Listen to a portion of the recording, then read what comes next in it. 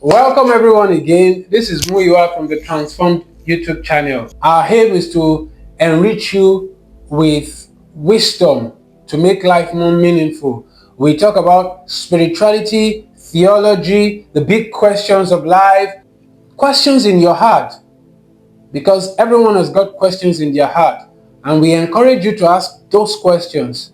I will give as good of an answer as we can. Always like, subscribe, and comment. Put your questions, put your counter opinions in the comments. We welcome them all, especially your questions. We would like to address your questions in some of our episodes, so in some of our podcasts. So be sure to provide your comments. Today we want to go deeper in the theme we addressed in our last episode, spiritual japa. And we want to broaden that to talk about dangers of spirituality, because there are dangers of spirituality. Again, we'll be retrieving some of the points we've talked about in previous episodes, and we will be correcting opinions that might not be so clear so you don't get the wrong idea.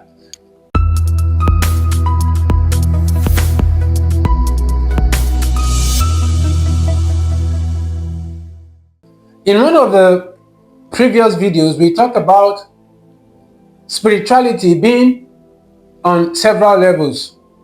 One could be to connect to the world around us, the creation. Some forms of spirituality, not Christian forms of spirituality, but we're going general while we are presenting the truth and the proper way to you. But we're not just limiting our area of discourse to just Christian spirituality. We are surveying Christian spiritualities that are outside Christianity while telling you the right way to go. So in one of our last videos, we talked about spirituality, that a form of spirituality or a level of spirituality that is about connecting to the world around us. And you find those forms of spirituality. People who want to maybe connect to, they go into the forest and they seek some form of connection, some form of spiritual connection to nature around them. That's a form of spirituality. We talked about another level of spirituality, which is about connecting to other humans. And, like I said, we take that for granted, and so many people don't think of it as spirituality. But to help us see why it is spirituality, we can also reference some traditions that seek to connect to their ancestors. You all know traditions like that, spiritual traditions that are about connecting to ancestors. So those are people too who have long gone, but for whatever reason, some people feel like they want to be connected to them. They can be connected to them, and they seek it out. So there is that form of spirituality. And then the other form of spirituality about connecting to God, the creator, the one behind everything. There is that form of spirituality. In between those three levels, there is a spectrum. It's not always sharp categories. Often things are not always black and white, if I may put it that way. Things can exist in a gray area. There might be many shades of gray. And so in spirituality too, there is a spectrum. While I have identified three specific categories, there are spectrums. For example, in between the level of connecting with other humans, whether those who are with us presently alive or ancestors, and the level of connecting with God, the one who is behind it all, there are traditions that believe in spiritual entities. And that's a gray area, because sometimes these spiritual entities are either beings that have always been, maybe you talk about angels, if you want to use a common term. But sometimes, depending on the tradition you come from, there are traditions that believe some of those ancestors are not just ancestors anymore. They've gotten into the class of those spiritual beings. And you see why I say there are gray areas. So it's not always a clear-cut category between humans as spiritual beings. Of course, God is wholly other than. He's not in any category. He doesn't belong in any category. He is in it all. As a matter of fact, For those of us who are Bible believing Christians, who believe it, who know it, that Jesus is God who is come in the flesh, that breaks all categories. He is God, He is man. It breaks every category you want to put God in. And this might sound like a joke, but people try to put Jesus in a box, and people have always tried to put God in a box, but God always breaks out of the boxes we put him in. And I hope you get the connection I'm making. God is not just in a category. He is the one behind it all, is the one who fills it all. God is not one whom you can put in a particular category and restrict him there. He fills it all. By the way, he not only became a human.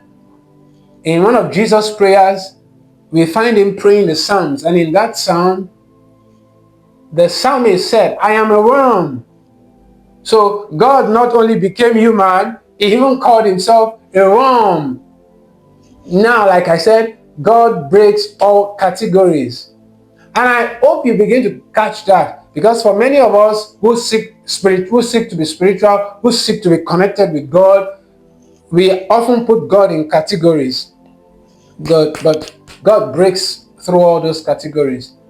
And that then becomes, okay, maybe what I just said only applies to Christians who have often put God in that category, who often restrict God to categories. And even people who believe that Jesus is God in the flesh sometimes struggle with, how can that be? We believe it just as a profession, but intellectually we don't understand how that works.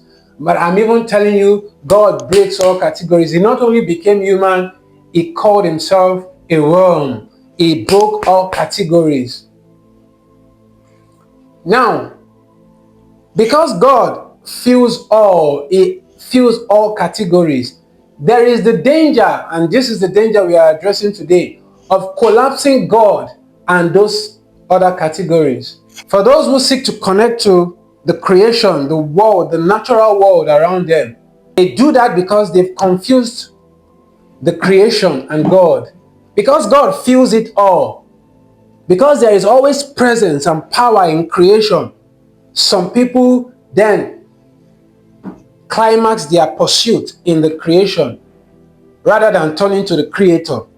They put their hope, their faith, their confidence, their search, they plug it into a part of creation. It could be the seas. There are those who practice forms of spirituality that is all about connecting with water bodies. There are those who try to go into caves to connect with spirits in caves. There are those who go into greeneries and seek to connect with those greeneries. But that's collapsing God and his creation. The impulse in our hearts, the impulse that drives us, that makes us want to seek out for something beyond us, it's ultimately seeking for God. Yes, like I said, it can connect with different parts of creation. It can connect with fellow humans. The danger I'm simply addressing today is the danger of collapsing God in our thinking with the creation. It's a big danger that many people fall for, and today we want to tell you that's why Christian spirituality doesn't support that. Do not collapse God with the creation, because God fills all things, and you can find his presence and power in certain places in creation. There are places you walk into and they feel different. They give you a different sensation. There are people who are always in danger of wanting to worship that part of creation. Even in the Bible, there are people who encountered spiritual beings and they want to kneel and worship, and the angels have to tell them, don't do that. But this is maybe the biblical critique against other forms of spirituality. In other forms of spirituality, such is encouraged. You can worship the tree, you can worship the sea, you can worship whatever part of creation. And some of the spiritual beings that are hosted there, because this world does host spiritual beings. Nothing is just material. And that's why there is presence and power in certain places. Let me give you a good example. For people who go into greenery and seek, and because of the peace, if you enter into a garden, a simple garden, you feel different. If you are in everyday life, if you are in traffic, you know the way you feel. But if you step out of such scenario and environment and step into a garden, you feel different. It gives you a different sensation. It gives a different experience. And like I said, some people realizing that and looking for deeper forms of it, they can go escape into the forest and try to connect with plants, with trees, with the natural world around them, because there is a presence there. But the presence ought to have been the presence of the Creator, the presence of God. And our attention should have been redirected to God, because God himself is not against his presence being in locations. It's his world, it's his creation. And that's why in Genesis, God comes to the garden. So God is not opposed to people experiencing presence and power in certain locations. God is not against his creation. He made it for a reason, to meet with us there. It's not against his creation. But when you experience presence and power in any part of creation, it should ultimately turn your attention to God. And you must never collapse God and the creation. God feels it all, but God is not his creation. I think that's a good way to end this episode. God feels all of creation. God created this world to feel it. I said it earlier, that's the goal. God made this world to feel it, but let's never confuse God and his creation. God is God and he is not his creation. If you are still wondering, then why did God become human? And why did God call himself a worm? Well, that leads to another video, but it's all about the humility of God. We'll address that in the next video.